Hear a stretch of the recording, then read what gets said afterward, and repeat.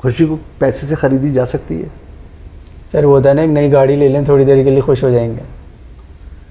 देखिए, ये सहूलत है। हाँ सही। सहूलत पैसे से ख़रीदी जा सकती है, खुशी पैसे से ख़रीदी नहीं जा सकती। मसनूई ज़रूरियात ज़िंदगी पैदा की जाती है और फिर वो मल्टीनेशनल कंपनीज इसी किस्म की प्रोडक्ट्स बना रही होती हैं जो मज़ीद ज़रूरतों में इजाफ़ा करें। क्योंकि एक काम अवेयरनेस का, जिसको तदरीसी अमल कह सकते हैं आप, दूसरा काम यह है कि एग्जीक्यूट करना है ग्रेजुअली। ये इम्पॉर्टेंट बात है। बतदरीज चीज़ों को ऊपर लाया जाएगा क्योंकि आप कोलैप्स नहीं करना चाहते माशरे। आज अगर बैंक के पास जितने लोगों ने डिपॉजिट्स कराया हुआ है वो पहुंच जाए कि हमारे पैसे दे दो, बैंक नहीं दे सकता। इस्लाम कहता ये है कि आप एसिड बेस्ड इकोनॉमी बना। ये जो आपको अभी जो कुछ नज़र आ रहा है मौजूदा सिनेरियो में खलीज फारस में, या जो वेनेजुएला में हुआ, या जो वो आगे धमकी लगा रहा है मैक्सिको को साइड पे, अगर इसके पीछे आप जाएंगे तो वो पेट्रोल डॉलर को मुस्तहकम कर रहा है।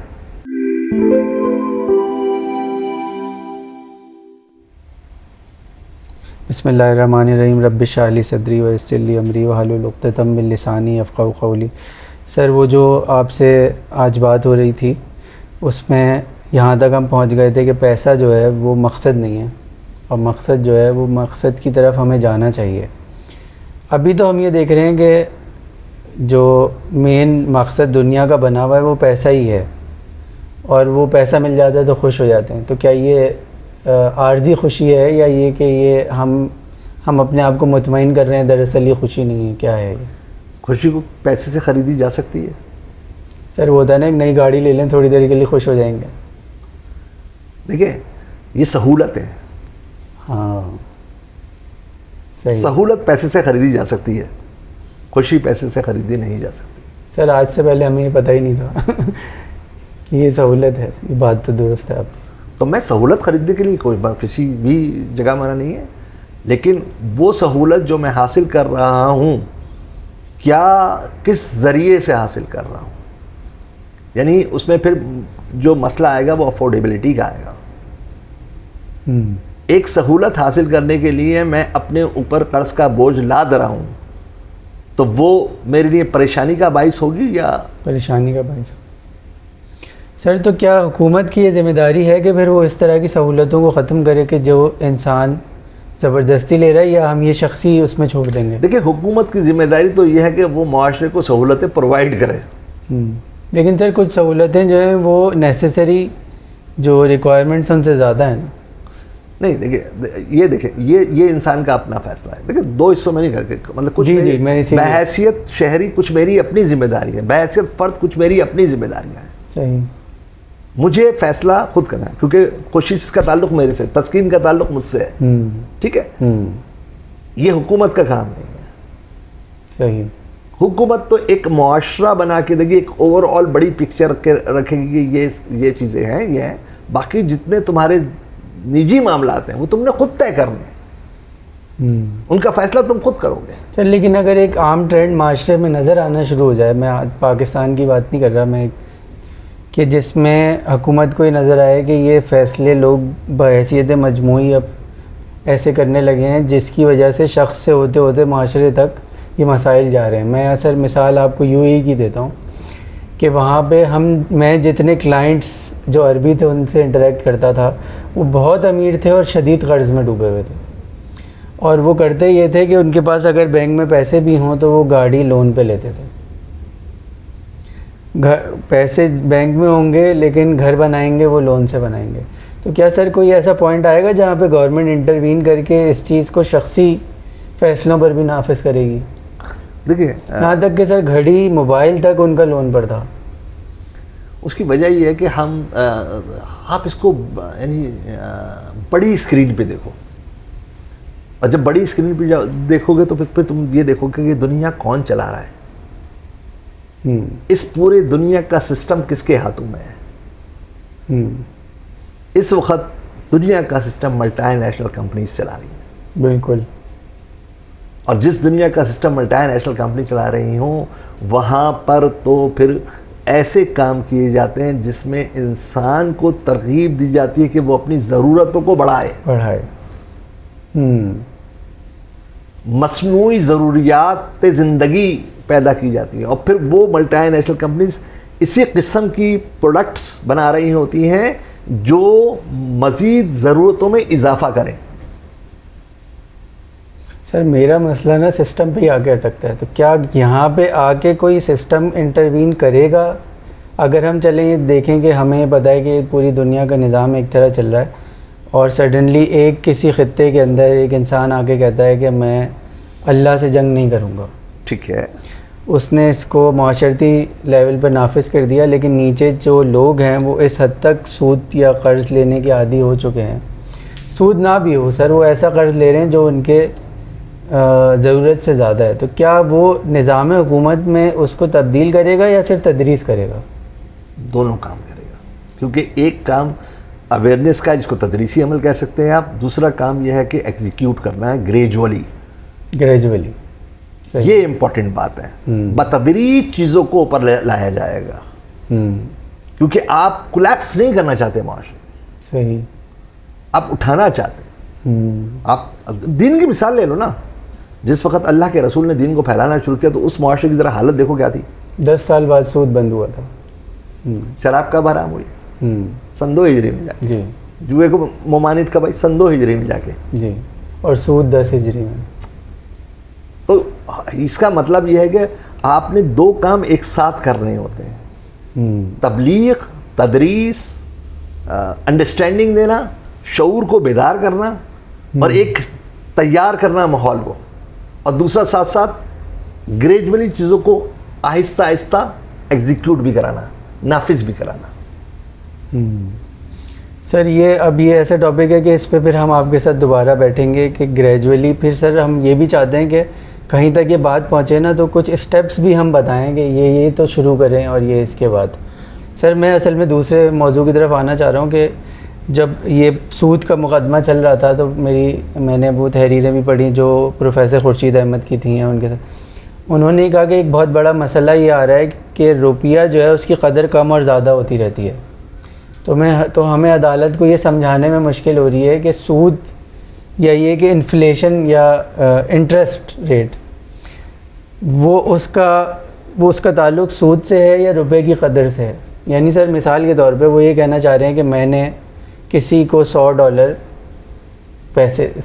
दिए, वो उस वक्त बने पाकिस्तानी 9,000, तो मैंने उसको 9,000 दिए, लेकिन अगर मैं उससे अभी डॉलर में ना लूँ और वो मुझे 3 साल बाद 9,000 वापस करे तो असल में तो वो मुझे $60 वापस कर रहा है। ठीक है, तो मैं उससे कहूँ कि मुझे डॉलर के हिसाब से दो तो वो सूद कहला रहा है। अच्छा सर, फिर अब डॉलर भी एक पैमाना नहीं है, ये भी हो सकता है कि वो डॉलर जो है वो उस वक्त जो $100 है उसकी जो वैल्यू थी वो भी कम हो गई हो, तो तब वो मुझे $100 भी दे दे पूरे करके तो वो असल में उससे $110 की वैल्यू बनती हो। तो सर ये इस चीज़ को कैसे ख़त्म करेंगे? क्या रुपये को गोल्ड में कन्वर्ट करेंगे? क्या करेंगे? देखिए, जितनी भी मईशत होगी आपकी वो रियल एसेट बेस्ड होगी। अच्छा, मैं किसी से भी तिजारत करूंगा, देखिए करेंसी क्या है? मीडियम ऑफ एक्सचेंज है ना जी, मीडियम ऑफ एक्सचेंज है। अगर आप उसको सामने रखेंगे तो आप कभी भी इस चक्कर से बाहर नहीं आएंगे। सही, आप उसको किसी एसेट से जोड़ो, किसी भी एसेट से जोड़ लो, मिसाल के तौर पे गोल्ड से या किसी और एसेट से। जिस एसेट से आप जोड़ रहे हैं उस एसेट की मालियत के एतबार से एसेट का एक्सचेंज है। तो आपके मामला सुधर जाएंगे। तो बहुत आसान सा मामला, इतना नहीं है। असल में सारा खेल खराब है इस वर्चुअल इकोनॉमी की वजह से हुआ है।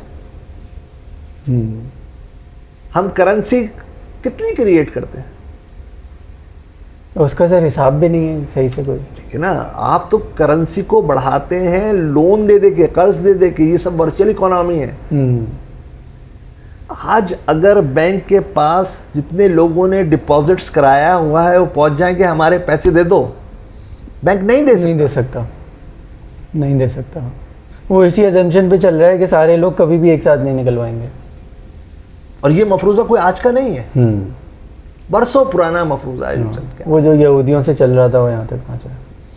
तो सर फिर इसका मतलब तो ये हुआ कि पहली इंटरवेंशन तो इस्लाम स्टेट कहता लेवल पे ये है कि आप एसिड बेस्ड इकोनॉमी बनाओ, और यही इस्लामी बैंककारी जो हमारे यहाँ जिसका रिवाज शुरू हुआ है, गो के वो, मैं उसको पूरी इस्लामी बैंककारी तो नहीं कह सकता, लेकिन कदम ज़रूर कहता हूँ कि कदम उठाया है एसिड बेस्ड है और समझ रहा है। सिर्फ समझने की यहाँ ज़रूरत यह है कि इस्तेसाल को कम करें, कम करना पड़ेगा आहिस्ता आहिस्ता। आपको इस्तेसाल ख़त्म करना पड़ेगा। ये नहीं होगा कि सारा मुनाफा आपकी तरफ और सारा नुकसान सामने वाले की तरफ।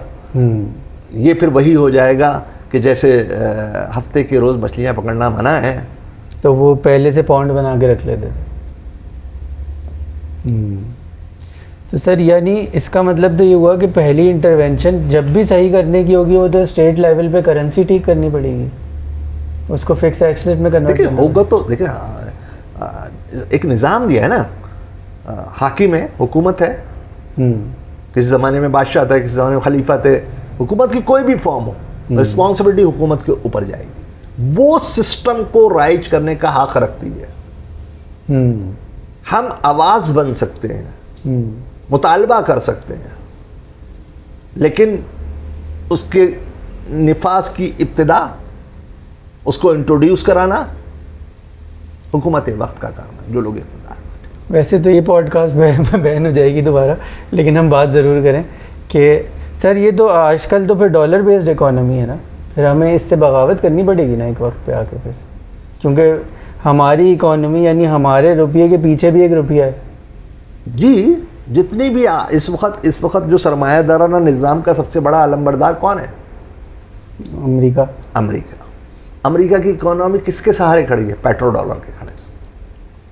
और वो अपने डॉलर को हमेशा मुस्तहकम रखने के लिए पेट्रोल डॉलर भी यूज़ कर रहा है। और ये जो आप बेचारे एक दूसरे का हमले, ये जो आपको अभी जो कुछ नज़र आ रहा है मौजूदा सिनेरियो में खलीज फारस में, या जो वेनेजुएला में हुआ, या जो वो आगे धमकी लगा रहा है मैक्सिको को साइड पे, अगर इसके पीछे आप जाएंगे तो वो पेट्रो डॉलर को मुस्तहकम कर रहा है। सर यानी उसने तो अपनी इकोनॉमी इस्लामी लिहाज से एक एसेट पे खड़ी की हुई है, हमने ही नहीं की हुई। हाँ जाहिर है, ये तो आपको सोचना है। सर बहुत बहुत शुक्रिया सर। हम चाहेंगे कि अब अगली नशिस्त जब आपके साथ हो तो वो जो आप ग्रेजुअल चेंज की बात कर रहे थे ना सर, हम वो आपसे कुछ समझें और लोगों तक भी समझाएं कि वो आहिस्ता आहिस्ता वो चेंज कैसे पहुंचेगा। सर बदकिस्मती ये है कि हम जो पॉडकास्ट कर रहे हैं वो अक्सर जो है वो यूट्यूब की तरफ से रिस्ट्रिक्शन का शिकार इसलिए हो जाती हैं। उससे हमें एक हौसला भी मिला, हौसला ये मिला कि इसका मतलब है कि यही सवाल लोग नहीं कर रहे ना सर। यानी जो उलमाए दीन के भी जहाँ मिलियन व्यूज़ हैं, वहाँ पे उन्हीं उलमा से जब हम सवाल करते हैं तो वो आगे नहीं बढ़ता, जबकि चैनल हमारे अच्छी रीच पे खड़ा हुआ है। तो वो हमें एक मैसेज आता है कि आप कम्युनिटी वायलेशन कर रहे हैं, रिलीजियस बिलीफ्स पे बात कर रहे हैं। चलें, आपकी इस बात से मुझे बड़े मज़े की बात याद आ गई। जी कि वो मुनीर नियाज़ी ने कहा था कि कुछ बातें अनकही रहने दो, कुछ बातें अनसुनी रहने दो। सब दिल की बातें कह दी तो बाकी क्या रह जाएगा, सब उसकी सुन ली तो बाकी क्या रह जाएगा। एक बोझल बेकली रहने दो, इस रंगीन दुनिया पर एक खिड़की अध खुली रहने दो। चलें, यहाँ यही रहने देते हैं हम। बहुत बहुत शुक्रिया सर आपका।